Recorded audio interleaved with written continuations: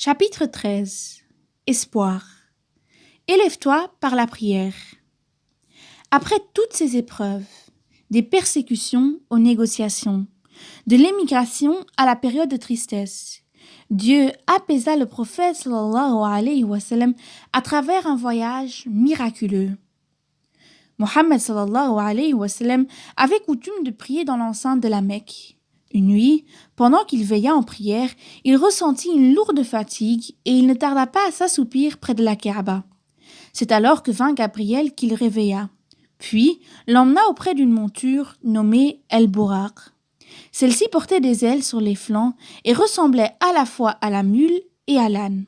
Son pas, selon le prophète sallallahu alayhi wa sallam, équivalait à l'étendue de sa vue. Gabriel et Mohammed sallallahu alayhi wa sallam prirent alors place sur la monture et s'en allèrent en direction de la mosquée El-Aqsa à Jérusalem. Ils arrivèrent à destination en l'espace de quelques secondes.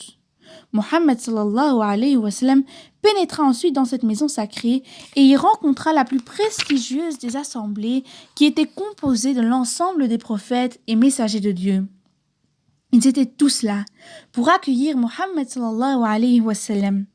Ces derniers le désignèrent pour diriger une prière de 2 génuflexions. Imagine un peu la scène. Tous les prophètes réunis dans une mosquée avec Mohammed sallallahu alayhi wa sallam comme imam. N'aurais-tu pas aimé être avec eux? Tu peux encore mériter leur compagnie au paradis si tu t'engages sincèrement sur la voie de l'islam. Une fois la prière achevée, le prophète sallallahu alayhi wa sallam remonta sur El-Buraq qui le transporta au-delà de l'espace. C'était le voyage de l'ascension. Le prophète sallallahu alayhi wa sallam s'apprêtait à traverser les 7 cieux. Durant son élévation, il rencontra plusieurs prophètes. Au premier ciel, il aperçut Adam. Au second, il trouva Jésus, fils de Marie, et Jean-Baptiste. Au troisième, Joseph. Ensuite, Idriss, Enoch, au 4e. Puis, Aaron au 5e. Puis Moïse au 6e. Et enfin, au 7e ciel, il vit Abraham. Chaque fois qu'il rencontrait un prophète, celui-ci le saluait. Durant cette ascension, Mohammed sallallahu alayhi wa sallam fut témoin de scènes extraordinaires. Il vit par exemple Adam sourire toutes les fois qu'il tournait son visage à droite et pleurer lorsqu'il le tournait à gauche. Mohammed sallallahu alayhi wa sallam en demanda les raisons à Gabriel qui lui dit: chaque fois qu'Adam regarde à sa droite, il aperçoit les gens promis au paradis. Et chaque fois qu'il regarde à sa gauche, il voit les gens destinés à l'enfer. Il vit aussi des personnes qui avaient entre leurs mains un couvert avec une viande bien cuite et un autre avec une viande crue et répugnante. Il mangeait de celle qui était crue et répugnante et laissait de côté la viande bien cuite. Quand il interrogea l'ange Gabriel sur ces gens, celui-ci lui répondit: ce sont là ceux qui commettaient l'adultère. C'est l'exemple de celui qui délaisse sa propre femme pour aller avoir des rapports avec une autre qui lui est illicite. En outre, il entendit le paradis s'adresser ainsi à Dieu. Seigneur, donne-moi ce que tu m'as promis. Mes chambres et mes brocarts dorés sont maintenant nombreux, ainsi que mes soies, mes magnifiques tapis, mes perles, mes pièces d'argenterie et mes pièces d'orfèvrerie. Mes vases, mes plats, mes aiguières, mes vaisseaux, mon miel, mon eau, mon lait et mon vin. Donne-moi alors ce que tu m'as promis. On arrive, Inch'Allah. Cette parole ne te donne pas envie de te reprendre en main? Au fur et à mesure de son ascension, l'envoyé découvrait des scènes de tout genre et son être se fascinait par la splendeur des cieux et de ce nouvel univers. Mohammed sallallahu alayhi wa sallam et Gabriel continuèrent à s'élever dans les cieux jusqu'à atteindre une limite. Là, l'ange confia au prophète sallallahu alayhi wa sallam qu'il ne pouvait dépasser cette borne. Il s'agissait du lotus de la limite, Sidrat al-Muntaha. Mohammed sallallahu alayhi wa sallam vit alors le visage de Gabriel alarmé, car redoutant la majesté de Dieu. Ce dernier dit: si je continuais de m'approcher d'un rien, je serais consumé. En effet, c'est une limite que nulle créature en dehors de Mohammed sallallahu alayhi wa sallam n'a jamais eu le droit de dépasser. Il y rencontra le tout miséricordieux. Après tant d'afflictions, Dieu l'éleva au-delà des 7 cieux pour lui montrer sa clémence et sa grandeur. Durant cette merveilleuse rencontre, le Très-Haut prescrit à son envoyé 50 prières par jour. Puis, lorsque Mohammed sallallahu alayhi wa sallam rebroussa chemin, il vit Moïse au 6e ciel qui lui conseilla de retourner auprès de Dieu pour qu'il allège la charge de sa communauté en diminuant le nombre de prières obligatoires. Après plusieurs requêtes motivées par les conseils de Moïse, le nombre de prières fut réduit à 5. Dieu voulut à travers ces requêtes manifester sa bonté et sa générosité. Tant que tu me demandes, je te réponds. La prière fut donc prescrite au-delà des 7 cieux, contrairement à toutes les autres obligations qui furent prescrites sur terre. Ceci marque l'importance et la singularité de cette pratique quotidienne. Une obligation tellement capitale que Dieu préféra élever le prophète sallallahu alayhi wa sallam pour la lui prescrire directement sans l'intermédiaire de l'ange de la révélation Gabriel. À cet égard, le prophète sallallahu alayhi wa sallam dit: La prière est la première obligation dont l'homme devra rendre compte le jour de la résurrection. Si elle a été faite convenablement, toutes ses bonnes actions seront agréées, et dans le cas contraire, elles seront toutes rejetées. Dieu dit: Bienheureux sont ceux qui respectent les dépôts qui leur sont confiés, ainsi que leur engagement, et qui s'acquittent régulièrement de leurs prières. Ce sont ceux-là les véritables héritiers, auxquels échouera le paradis pour l'éternité. La prière est ainsi une élévation. Prier, c'est se projeter au-delà des 7 cieux pour entrer en contact avec Dieu. En fait, lorsque tu pries, tu entres en communication avec Dieu par les réseaux de l'invocation et de l'imploration. Le front au sol, tu te confies à Dieu et tu le glorifies. Prier, c'est ne plus être sur terre.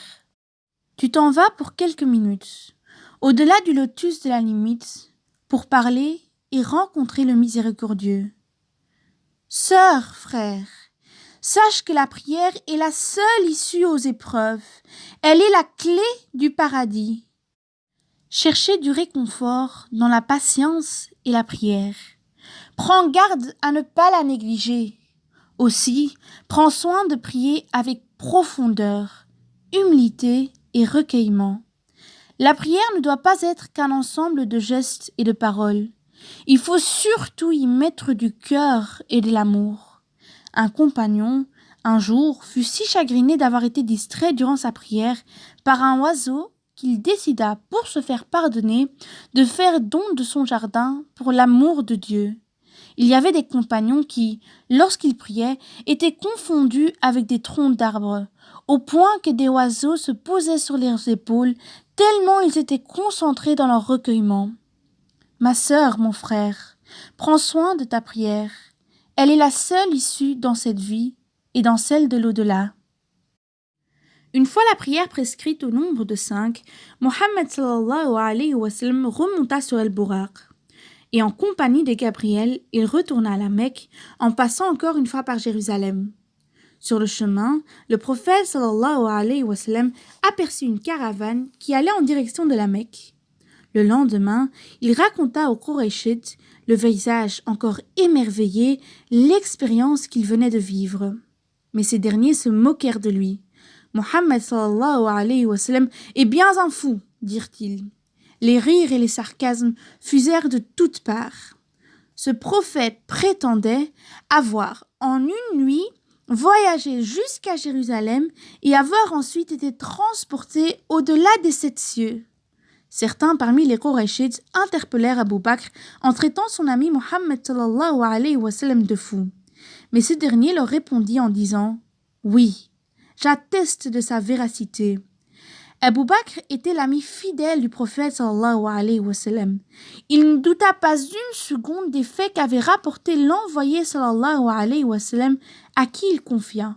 « Je te crois, tu as toujours dit la vérité. » Depuis, et en vertu de cette parole, le prophète sallallahu alayhi wa sallam surnomma Abu Bakr as-Siddiq, le véridique.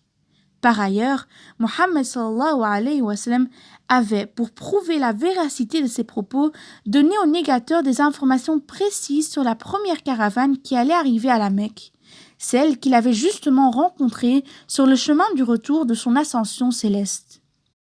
Quelques jours plus tard, les faits se confirmèrent. Une caravane, comme l'avait précisément décrite le prophète sallallahu alayhi wa sallam, entra dans le territoire sacré. Sois optimiste. De retour sur terre, Mohammed sallallahu alayhi wa sallam, que sa rencontre avec Dieu au-delà du lotus de la limite avait nourri d'enthousiasme et de vigueur, reprit aussitôt son engagement et continua à appeler les gens à l'islam. Il profita de la saison du pèlerinage qui suivit le voyage de l'ascension pour aller rencontrer les différentes tribus qui venaient faire la circumambulation autour de la Kaaba. Son ardeur lui permit d'aborder 26 tribus en une dizaine de jours. Excepté la dernière, toutes ses approches furent des échecs. Il recevait de chaque tribu qu'il rencontrait pour lui transmettre le message une réponse négative. Mais son optimisme le rendait infatigable. L'hostilité des clans qui l'approchaient ne le poussait à aucun moment à baisser les bras. Il persista dans son appel, malgré tous les refus qu'il essuyait.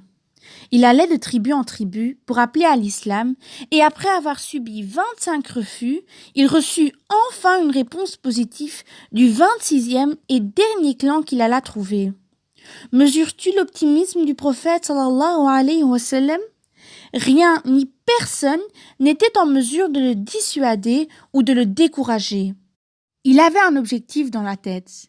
Les 25 échecs ne l'empêchèrent guère de réitérer son appel.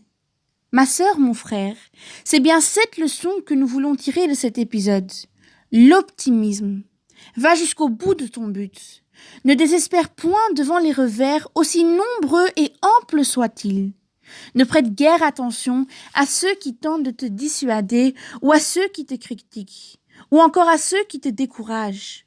Le pessimisme est souvent la cause de la perte. Jamais ne doivent sortir de la bouche d'un musulman des propos tels que « je n'y arriverai jamais » ou « je lâche l'affaire ». Ton succès dans la vie dépend de ton optimisme. Le dernier jour du pèlerinage, alors que toutes les tribus s'apprêtaient à regagner leur territoire, Mohammed sallallahu alayhi wa sallam rencontra à El-Aqaba un groupe de 6 jeunes venus de Yathrib, présidés par As'ad ibn Zurara.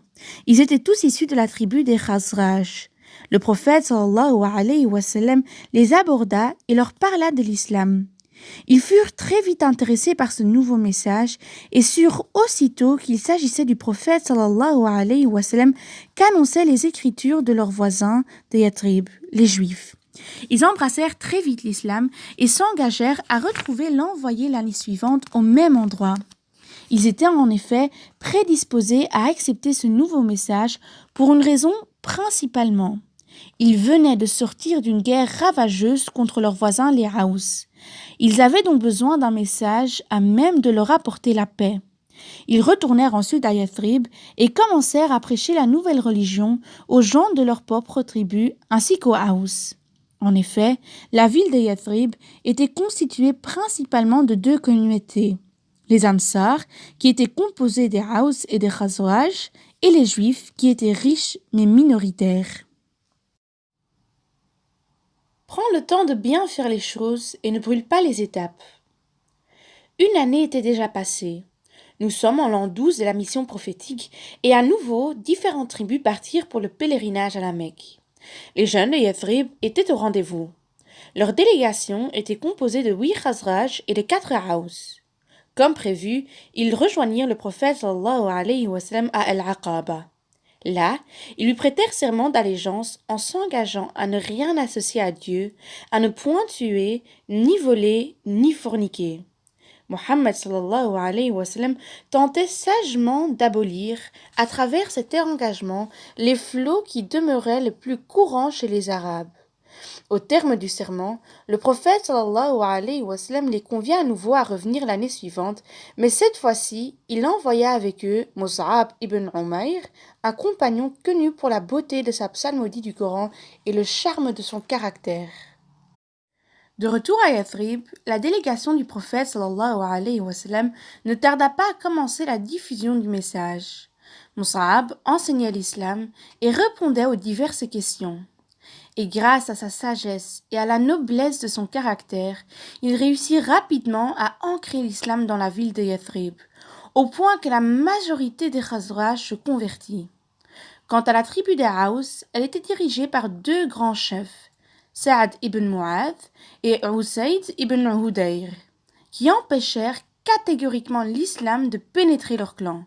Ils étaient en effet hostiles à ce monothéisme au point que l'un d'eux, Usayd ibn Hudayr, se rendit auprès de Mus'ab, à qui il reprochait de séduire les habitants de Yathrib et le menaça de le chasser très rapidement de la ville. Imperturbable, cet ambassadeur du prophète sallallahu alayhi wa sallam invita ce chef notoire à s'asseoir et à écouter d'abord ce qu'il avait à dire. Puis lui proposa « Si cela te plaît, accepte-le. Sinon, je partirai sans plus attendre. » Usayd accepta et Mus'ab commença à lui parler de l'islam et à lui réciter le Coran. Le visage du dirigeant des Haus se transformait au gré de la récitation au point que l'un des présents dit « Par Dieu, nous avons su, à travers l'expression de son visage, que l'islam avait pénétré son cœur avant même qu'il ne l'affirme. » Usayd, ému par la splendeur des paroles du Coran, demanda ce qu'il devait faire pour embrasser l'islam. On lui apprit qu'il fallait faire les grandes ablutions, se vêtir d'habits propres et ensuite prononcer l'attestation de foi, ce qu'il fit aussitôt, puis ajouta « J'ai laissé derrière moi un homme qui serait suivi par toute sa tribu s'il se convertissait. » Il s'agissait de l'autre chef des Haus, son ami, Sa'ad ibn Mu'adh. Il retourna auprès de ce dernier et lui fit croire qu'il était parvenu à dissuader Mus'ab et son hôte, As'ad ibn Zurara, qui était par ailleurs le cousin de Sa'ad.